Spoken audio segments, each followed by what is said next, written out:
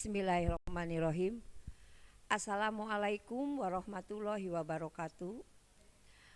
Semoga kita semua dalam keadaan sehat dan dalam lindungan Allah Subhanahu wa Ta'ala. Perkenalkan, nama saya Tuti Ken Sutiah, pengajar mata pelajaran Bahasa Indonesia dari SMP Negeri 1 Kota Cirebon. Saya akan melaksanakan pengimbasan AKM, Asesmen Kompetensi Minimum.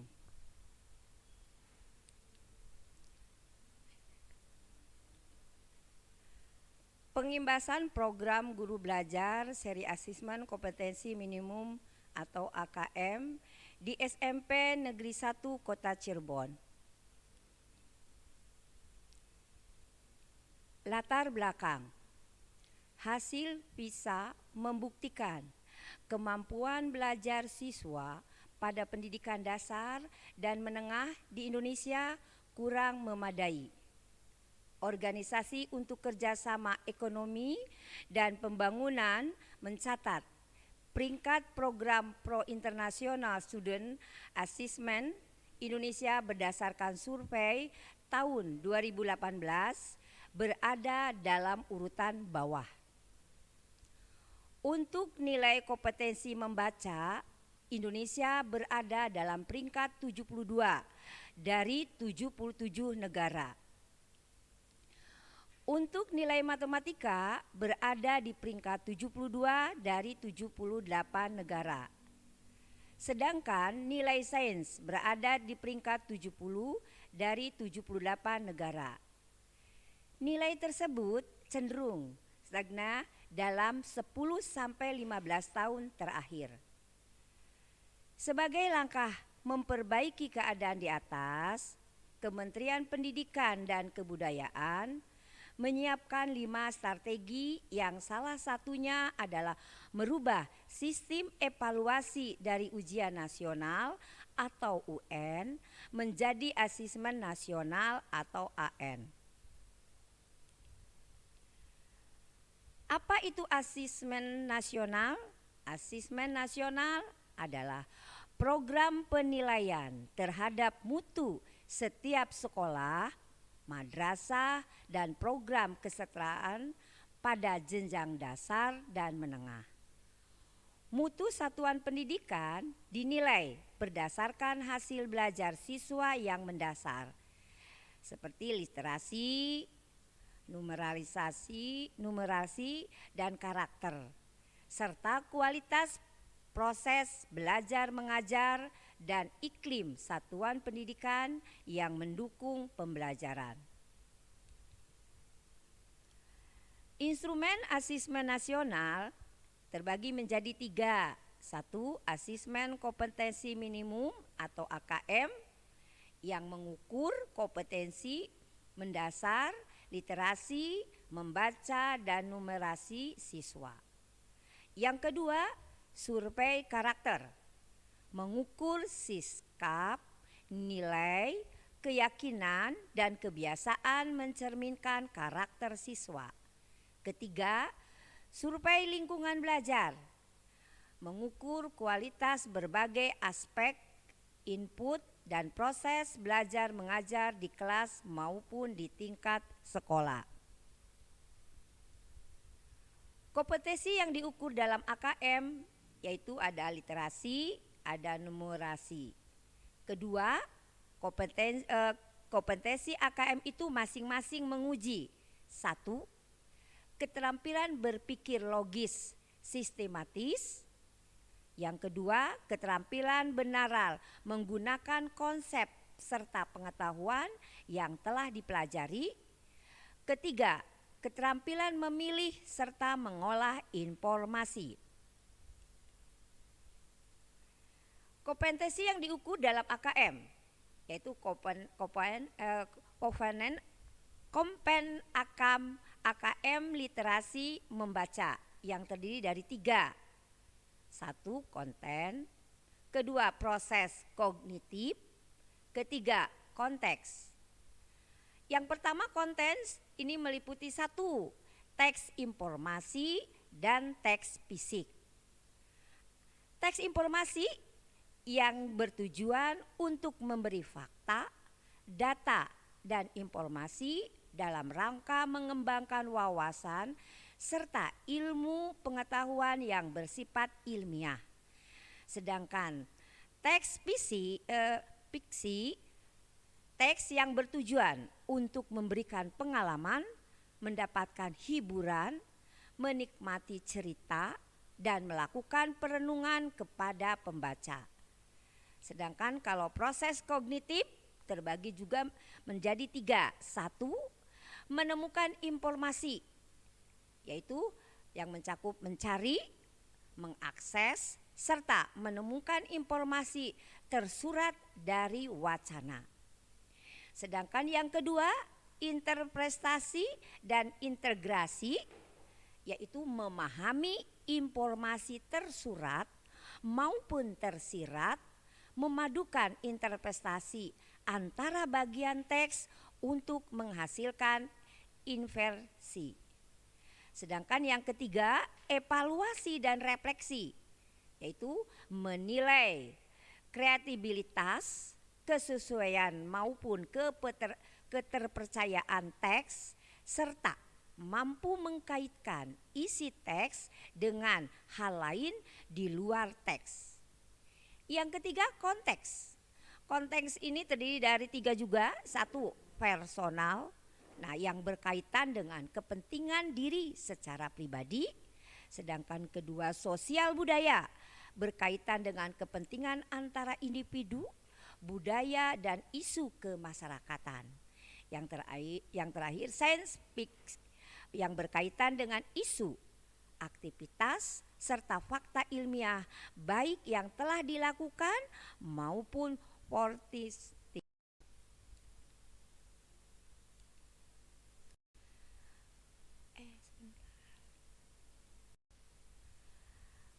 Kompetensi yang diukur dalam AKM. Kompetensi yang diukur dalam AKM itu ada 4. Menjadi 4 konteks. Yaitu kelompok 1 adalah bilangan, kedua pengukuran dan geometrik, ketiga data dan ketidakpastian, keempat aljabar. Komponen AKM numerisasi 1. Konten. Yang termasuk konten di sini ada bilangan, meliputi representasi, sifat ukur, dan operasi beragam jenis bilangan, yaitu bilangan cacah, bulat, pecahan, dan desimal. Pengukuran dan geometrik meliputi mengenai bangun datar hingga menggunakan volume dan luas permukaan dalam kehidupan sehari-hari.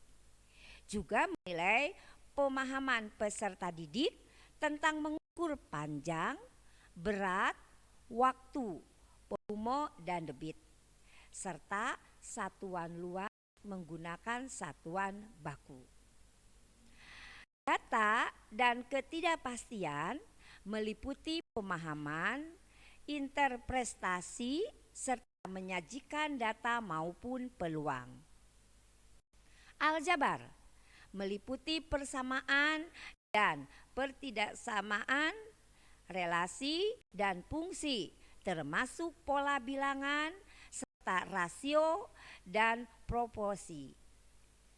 Berikutnya, proses kognitif. Pemahaman, memahami fakta, produk, serta alat matematika. Penerapan, mampu menerapkan konsep matematika dalam situasi nyata yang bersifat rutin.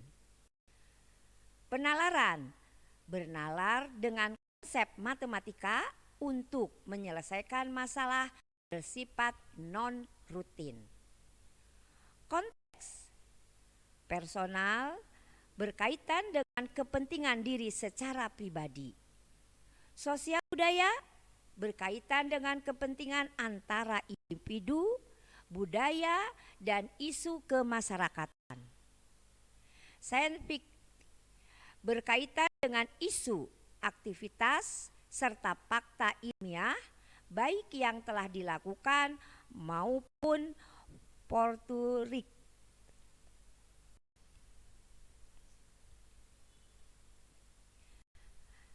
Sekarang bentuk dan teknik pelaksanaan AN. Di sini ada berbasis komputer dan bersifat adiktif. Nah, kemudian di sini ada asesmen nasional itu terbagi 3, asesmen kompetensi minimal AKM, kemudian survei karakter, survei lingkungan belajar. Nah, asesmen kompetensi AKM itu terbagi jadi 2, asesmen literasi membaca, asesmen numerasi. Nah, sedangkan asesmen literasi membaca itu ada 4 tahapan. 1 memahami, 2 menggunakan, 3 mengevaluasi, 4 refleksi.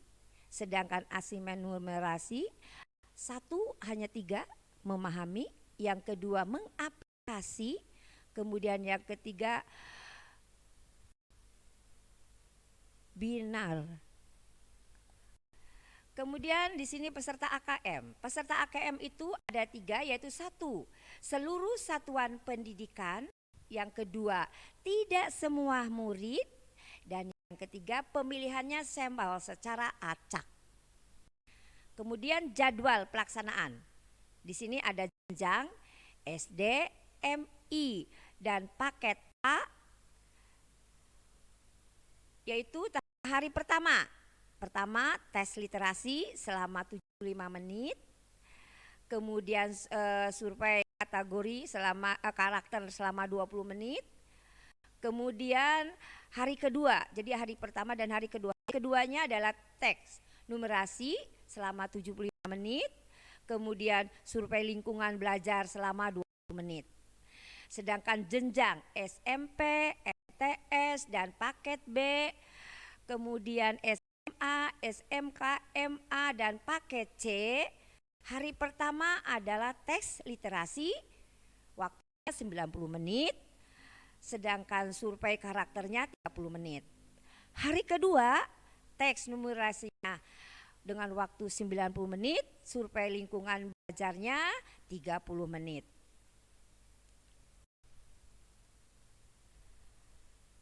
Lanjut, tahapan pengusaha kompetensi.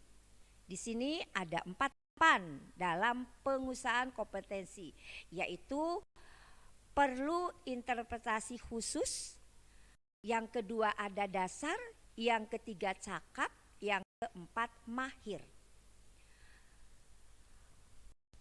Perlu interpretasi khusus, kebutuhan.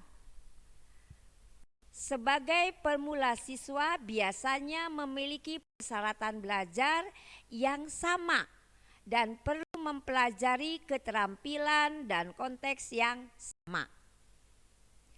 Kemudian cara formalnya atau informalnya. Para pemula membutuhkan strategi belajar yang lebih formal dan instruksional, yang memberikan pengalaman dan kesempatan belajar yang serupa kepada semua siswa pemula. Sedangkan struktur pembelajarannya, konteks pembelajaran untuk pemula yang dan bersifat mendasar. Meskipun demikian, kunci pembelajarannya terletak pada alur pelajaran yang intensif dan program yang terstruktur. Sedangkan pendekatannya training atau pelatihan intensif. 2. Dasar. Kebutuhannya, siswa sudah mulai kompeten dan berusaha untuk mengasah keterampilan mereka saat mereka merasa nyaman. Nah, cara formal atau informalnya adalah mengadakan program pelatihan yang lebih maju, yang mencakup lebih banyak latihan, simulasi, dan pemecahan masalah. Sedangkan struktur pembelajarannya untuk siswa dengan tingkat kompetensi dasar, masih didorong oleh program yang berstruktur, namun perlu pula mulai memperkenalkan lebih banyak variasi ke dalam desain pembelajaran untuk memenuhi kebutuhan individu yang muncul. Pendekatannya crossing, simulasi, dan pemecahan masalah sangat penting untuk meningkatkan kinergi dan tingkat kenyamanan siswa pada tingkat kompetensi dasar. Ketiga, cakap.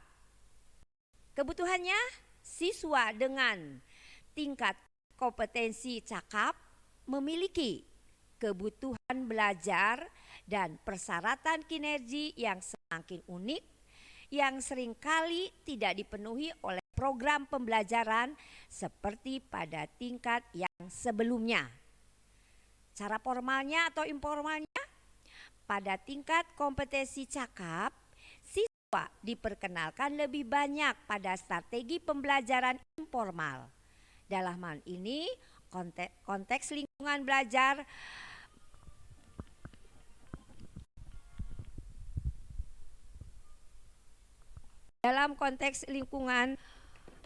belajar di ruang konteks yang lebih nyaman.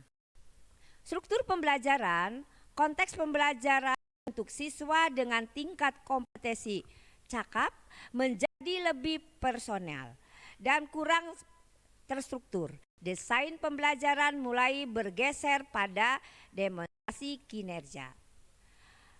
Cara pendekatannya mengolah pengetahuan yang sudah didapat serta memberikan dukungan kinergi pada siswa dengan tingkat kompetensi cakap. Diperlukan pembelajaran sosial muncul sebagai kesempatan belajar dan kinergi di dalam konteks di luar sekolah. Yang keempat, mahir. Kebutuhannya, siswa yang telah mahir atau bisa disebut pada tahap ahli memiliki kebutuhan pembelajaran dan persyaratan kinergi masing-masing master atau pakar cenderung personal dan dikrut, mengenal dirinya sendiri unik dan berbeda dengan yang lain. Struktur pembelajarannya, strategi dan lingkungan pembelajaran yang disesuaikan tersedia untuk setiap siswa mahir, termasuk peluang untuk melakukan lebih banyak penelitian secara mandiri dan kolaboratif. Cara formalnya, satu, bagi siswa dengan tingkat kompetensi mulai pembelajaran merupakan aktivitas dengan teman sebaya, kolaboratif, dan sosial, memenuhi belajar dari situasi yang lain. Pendekatannya, pembelajaran yang sistemnya kolaboratif, ada bagi siswa yang mahir, termasuk pembelajaran yang melibatkan kemampuan untuk belajar melalui inovasi dan proses pertemuan melalui guru, monitor, ataupun pelatihan bagi orang adalah strategi pembelajaran yang penting atau learning.